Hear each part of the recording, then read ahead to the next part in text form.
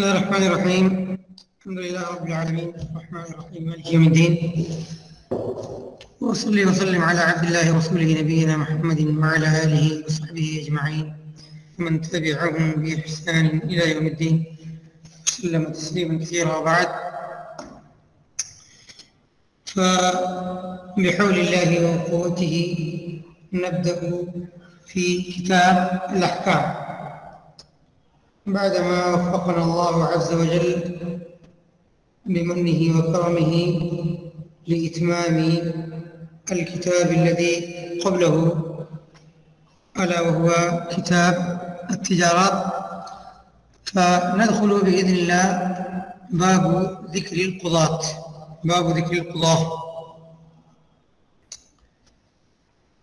الحديث الأول، نأخذ الحديث الأول وهو حديث صحيح. پہلی حدیث ہم لیں گے باب ذکر القضاة میں، کتاب الاحکام میں سے. نبی کریم صلی اللہ علیہ وسلم نے ارشاد فرمایا: من جعل قاضیا بین الناس، جس شخص کو لوگوں کا قاضی بنایا گیا، لوگوں کی معاملات کا فیصلہ کرنے والا بنایا گیا، فقد ذبح بغیر سکین، تو اس کو چاقو کے بغیر، جسے آپ کہتے ہیں الٹے چاقو سے، تو ایک تعبیر ہے کہ اس کو بغیر چاقو کے، یعنی بغیر آلے قتل کے قتل کیا گیا. کوئی چیز ایسے ہے، کوئی ایک چیز ایسی ہے جو آسانی سے قتل کر دیتی، تو اس کو قتل مانا جائے. لیکن اگر ایک لکڑی رکھ کر کے آپ کسی کی گردن پہ رہتے ہیں کہ بھینسے کے، امید ہے کتنی دیر تک تڑپے گا اور کتنے دیر اس کا کٹتے کٹے گا.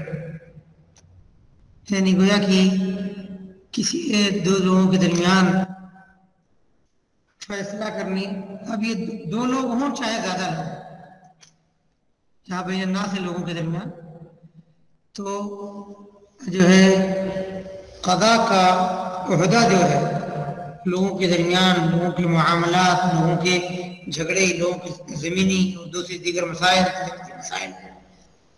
تو قضا کا منصب جو ہے جہاں پر آدمی کو جسٹس کرنا ہوتا ہے، یہ بہرحال بہت ہی خطرناک ہے، چاہے وہ کسی بھی درجے میں ہو کر ہو، چاہے آپ جج ہوں یا نہ ہو، چاہے آپ مکھیا ہوں، پردھان ہوں، کسی ایک ذمہ داری پر ہوں جہاں پر آپ کو یہ چیزیں پہنچتی ہیں، ان کے درمیان آپ فیصلہ کرنے پر مجبور ہوتے ہیں.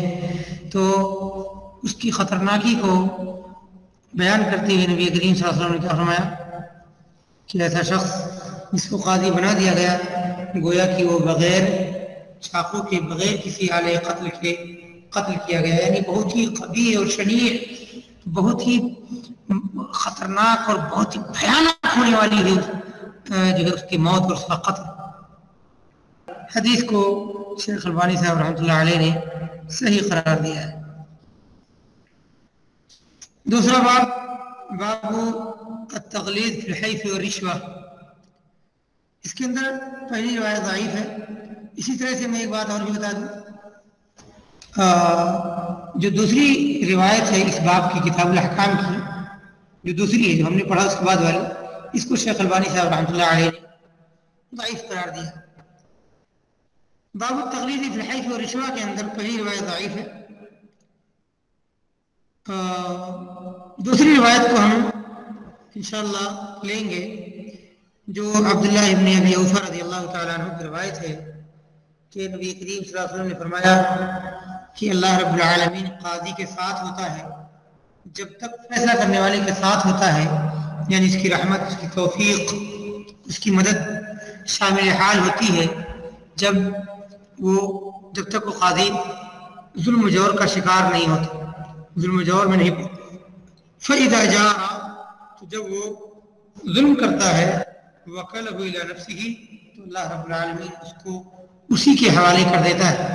اور جس کو اللہ رب العالمین اس کے حوالے ایک لمحے کے لیے بھی کر دے، رب ذوالجلال کی قسم ہے اس کی بربادی یقینی. اس حدیث کو البانی صاحب رحمۃ اللہ علیہ نے حسن قرار دیا. اس کے علاوہ اس باب میں چونکہ حیف ہے، حیف مانے ظلم اور رشوت مانے رشوت، تو رشوت سے متعلق جو روایت ہے جس کے راوی عبداللہ ابن عمر ہے، عبداللہ ابن عمر ابن العاص رضی اللہ تعالی عنہما قال قال رسول اللہ صلی اللہ علیہ وسلم، نبی کریم صلی اللہ علیہ وسلم نے فرمایا اللہ کی لعنت رشوت لینے والے اور رشوت دینے والے، یا رشوت دینے والے اور رشوت لینے والے پر اللہ کی لعنت ہوتی ہے، اور جس کو اللہ تعالیٰ لعنت فرمائے وہ یقیناً دنیا اور آخرت میں کامیاب ہو گئی۔ طيب، باب الحاکم یجتہد فیصیب الحق، حاکم فیصلہ کرنے والا چاہے وہ امیر المومنین مسلمانوں کا خلیفہ ہو یا اس کے نائبین ہوں، چاہے جج کی صورت میں اگر اسلامی حکومت ہے، قضات کی صورت میں، پولیس کی صورت میں، پولیس ہیڈ کی صورت میں، جس بھی انداز میں ہو، یا حتیٰ کہ مفتی بھی داخل ہے اس میں، اور اسی طرح سے علماء کرام جو ہے اللہ رب العالمین کی طرف سے اور محمد رسول اللہ صلی اللہ علیہ وسلم کی طرف سے شریعت دریافت کرتے ہیں اور مسائل میں فیصلہ دیتے ہیں، یہ تمام لوگ جو ہے اس میں داخل ہیں۔ کہ نبی حضرت عبداللہ بن عمر بن العاص رضی اللہ عنہ کی روایت ہے، نبی کریم صلی اللہ علیہ وسلم کو انہوں نے فرماتے ہوئے سنا کہ جب حاکم فیصلہ کرتا ہے، محنت کرتا ہے، فاصاب، اور حق تک پہنچ جاتا ہے، حق اس کو مل جاتا ہے، حق تک پہنچنے کی توفیق مل جاتی ہے اس کو اپنے حکم میں، تو اس کو 2 اجر ملتے ہیں، ایک تو اس کے محنت کے اور ایک حق تک پہنچنے کے۔ وَإِذَا حَكَمَ، اور جب فیصلہ کرتا ہے، محنت کرتا ہے، یعنی اپنے جائز وسائل کو اپناتا ہے، حق تک پہنچنے کی کوششیں کرتا ہے اور سارے ممکنہ وسائل کو اپناتا ہے، اس کے باوجود کسی بھی خلل کی وجہ سے یا اس کی اپنی سمجھ کی خلل کی وجہ سے، اللہ کی توفیق نہ ملنے کی وجہ سے جو ہے وہ غلطی کرتا ہے، یعنی حق تک پہنچنے کی توفیق نہیں پاتا، فَلَهُ أَجْرٌ، تو اس کو ایک اجر ملتا ہے۔ روایت صحیح ہے اور مشہور روایت ہے۔ بریدہ ابن حصیب رضی اللہ تعالیٰ عنہ کی روایت ہے۔ اگلی روایت، القضاۃ ثلاثہ، فیصلہ کرنے والے 3 ہوتے ہیں، یعنی 3 قسم کے ہوتے ہیں۔ اثنان فی النار، جن میں سے 2 قسم جہنم میں ہوتی، جہنم میں ہے، اور ایک جنت۔ کون کون ہے؟ ایک ایسا شخص جس نے حق بات کو جانا اور اس کے ذریعے فیصلہ کیا تو جنت میں ہے۔ دوسرا ایسا شخص جس نے لوگوں کے لیے ناجانکاری کی بنیاد پر فیصلہ کیا، فہو فی النار، تو جہنم میں۔ جی، ناجانکاری۔ اب یہ ناجانکاری دیکھیے کئی طرح کی ہو سکتی ہے۔ ناجانکاری جانکاری کی کوشش کے باوجود قابل عذر ہو سکتی ہے، لیکن جانکاری حاصل کرنے کی کوشش نہ کرنا، ضرورت ہی محسوس نہیں کرنا۔ ہاں، دارالہدیٰ یوسف سے فارغ ہو کر کے میں علامۃ الدہر ہوں، کچھ بھی مجھ سے پوچھو بتاؤں گا، اگر ایسا سمجھتا ہے، یا مدینہ یونیورسٹی سے ڈاکٹریٹ کر لیا اور سمجھا کہ بس میں ابن تیمیہ بن گیا ہوں، کچھ بھی پوچھ سکتا ہوں، پوچھو بتا سکتا ہوں، تو ظاہر سی بات ہے کہ غلطی ہے۔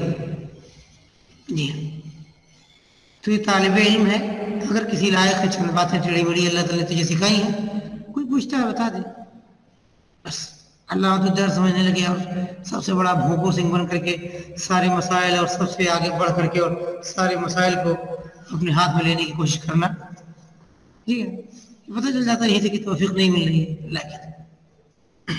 تو جس شخص نے ناجانکاری، جہالت کی بنیاد پر فیصلہ کیا لوگوں کے لیے، تو جہنم میں۔ کچھ بھی پوچھو، جیب میں پہلے سے ٹیپ ریکارڈر ٹیپ کر کے جیب میں جواب کسی بھی فتوے کا، جیسے پوچھا فٹ سے نکال کے ہاتھ میں پکڑا لے، جیسے ہاں دعا کرنے والی کی پوٹلی وہ پہلے سے تیار ہوتی ہے، جیسے کہ جی ہاں لے جاؤ کھاؤ ٹیبلٹ شام میں ایک بار اور صبح ڈاکٹری نہیں ہے، جی ہاں 2 سال پڑھ کر کے لوگوں کی زندگیوں اور ان کی تڑیوں، ان کی آنکھوں، ان کے دانتوں، ان کے کانوں سے کھیلنا. اللہ کا دین ہے، اللہ کی نیابت کرتا ہے تو سمجھنا پڑے گا. دانت نہیں خراب ہوگا اس سے لوگوں کا، آنکھ نہیں خراب ہوگی، دین خراب ہوگا، عقیدہ خراب ہوگا. وَرَجُلٍ جَارَ فِي الْحُكْمِ فَهُوَ فِي النَّارِ، اور ایک آدمی جس نے فیصلے کے اندر ظلم کیا. ایک ہوتا ہے پوری کوشش کی حد تک پہنچنے کی لیکن پہنچ نہیں سکا، کچھ حالات ایسے تھے، تو اس میں کوئی گناہ نہیں ہے. لیکن اسلام کیا فرمایا تھا حدیث میں، اور یہ حدیث روایت آئے گی آپ اس کے بعد آپ کو روایت آئے گی کہ اگر تم میں سے کوئی زیادہ طرف زبان ہے اور میں اس کے حق میں فیصلہ کر دوں اور حقیقت اس کے برخلاف ہونا، مطلب نبی صلی اللہ علیہ وسلم یہ غلطی کر سکتے تھے، ایسا ممکن، لیکن جان بوجھ کے فیصلہ کر رہا ہے چونکہ فیصلہ جس کے خلاف ہے کرنا ہے وہ غریب آدمی، کوئی حیثیت ہی نہیں، اور فیصلہ جس کے حق میں کیا ہے وہ گاؤں کا بڑا چودھری ہے. اگلے الیکشن میں اگر کہیں میرے خلاف ہو گیا تو میں جیت ہی نہیں پاؤں. اگلی بار کی مدرسے کی ووٹنگ میں اگر میرے خلاف ہو گیا تو میں مدرسے کا صدر یا سیکریٹری بن ہی نہیں پاؤں. پتہ چل گیا نا کہاں سے فیصلہ ہو رہا ہے. یہی فرق، اپنی کوشش کی جائے حد تک ناکام رہا. اور ایک ہے تو عبداللہ ابن جو ہے ابو ہاشم کہتے ہیں کہ اگر یہ حدیث نہ ہوتی، اس میں جملہ یہاں پر ہے لولا حدیث ابن بریدہ عن ابیہ، کہ اگر عبداللہ ابن بریدہ کی اپنے باپ بریدہ ابن حصیب الاسلمی سے نبی کریم صلی اللہ علیہ وسلم سے روایت کردہ یہ حدیث نہ ہوتی تو ہم کہتے کہ قاضی اگر محنت کرے تو جنت میں جائے، لیکن محنت کر رہا ہے غلطی کے لیے، غلط تک پہنچنے کے لیے محنت کر رہا ہے. طيب گھنٹی لگ گئی ہے آپ کی، اس لیے آپ کا ٹائم نہیں لگنے سے زیادہ. اللہ تعالیٰ خیر فرمائے، ہماری امت کی اصلاح فرمائے.